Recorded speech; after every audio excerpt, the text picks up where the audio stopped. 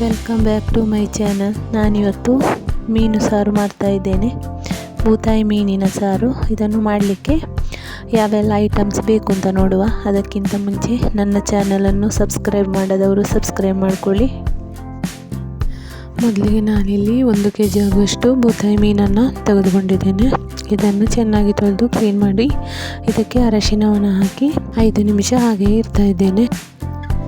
ಆಮೇಲೆ ಮಸಾಲೆ ಮಾಡಲಿಕ್ಕೆ ಇಲ್ಲಿ 30 ಬ್ಯಾಡಗಿ ಮೆಣಸು ಹಾಗೂ 3 ಚಮಚ ಕೊತ್ತಂಬರಿಯನ್ನು ಇಲ್ಲಿ ಹುರಿದು ಇಟ್ಟುಕೊಂಡಿದ್ದೇನೆ. ಅನಂತರ 2 ಚಮಚ ಆಗುವಷ್ಟು ಜೀರಿಗೆ ಹಾಗೂ 7-8 ಬೆಳ್ಳುಳ್ಳಿ ಹೆಸರು ಹಾಗೂ ಅರ್ಧ ಚಮಚದಷ್ಟು ಅರಶಿನ, ಸ್ವಲ್ಪ ಹುಳಿ ತಗೊಂಡಿದ್ದೇನೆ, ಸ್ವಲ್ಪ ಮೆಂತೆ, 1/4 ಭಾಗದಷ್ಟು ನೀರುಳ್ಳಿಯನ್ನು ತಗೊಂಡಿದ್ದೇನೆ. ತುರಿದಿಟ್ಟುಕೊಂಡಂಥ 1 ಕಪ್ ಆಗುವಷ್ಟು ತೆಂಗಿನಕಾಯಿಯನ್ನು ತಗೊಂಡಿದ್ದೇನೆ. ಎಲ್ಲವನ್ನು ಸ್ವಲ್ಪ ನೀರು ಹಾಕಿ ಚೆನ್ನಾಗಿ ಗ್ರೈಂಡ್ ಮಾಡಬೇಕು. ಗ್ರೈಂಡ್ ಮಾಡಿ ರೆಡಿಯಾದಂತಹ ಮಸಾಲೆಯನ್ನು ಈಗ ಒಂದು ಬಾಣಲೆಯಲ್ಲಿ ಹಾಕಿಟ್ಟಿದ್ದೇನೆ. ಈ ಮಸಾಲೆಗೆ ಮೀಡಿಯಮ್ ಸೈಜಿನ 1 ಈರುಳ್ಳಿಯನ್ನು ಕೊಚ್ಚಿ ಇಟ್ಟುಕೊಂಡಿದ್ದೇನೆ. ಹಾಗೆಯೇ 1 ಟೊಮೆಟೊ, 3 ಕಾಯಿ ಮೆಣಸು ಇದೆಲ್ಲವನ್ನು ಕೊಚ್ಚಿ ಇಟ್ಟುಕೊಂಡದ್ದು.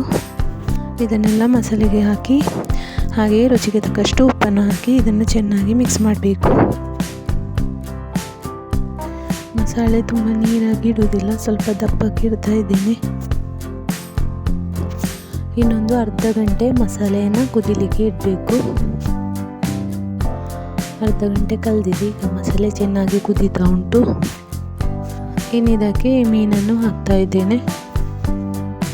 ಮೀನು ಹಾಕಿದ ನಂತರ ಹೆಚ್ಚು ಹೊತ್ತು ಕುದಿಲಿಕ್ಕೆ ಇಡೋದು ಬೇಡ, ಒಂದು 10 ನಿಮಿಷ ಹಾಗೆಯೇ ಇಟ್ಟರೆ ಸಾಕಾಗ್ತದೆ.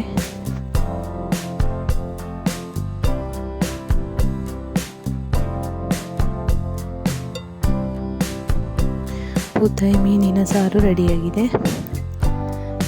ಇದಕ್ಕೆ ಕರಿಬೇವನ್ನು ಹಾಕಿಕೊಂಡಿದ್ದೇನೆ.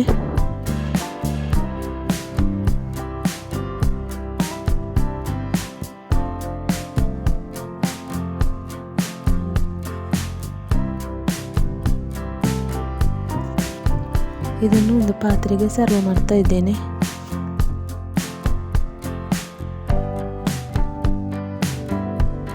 ಕುಚ್ಚಲಕ್ಕಿ ಅನ್ನದೊಂದಿಗೆ ಊಟ ಮಾಡಲಿಕ್ಕೆ ಒಳ್ಳೆ ಕಾಂಬಿನೇಷನ್ ಆಗಿರ್ತದೆ ಈ ಬೂತಾಯಿ ಸಾರು.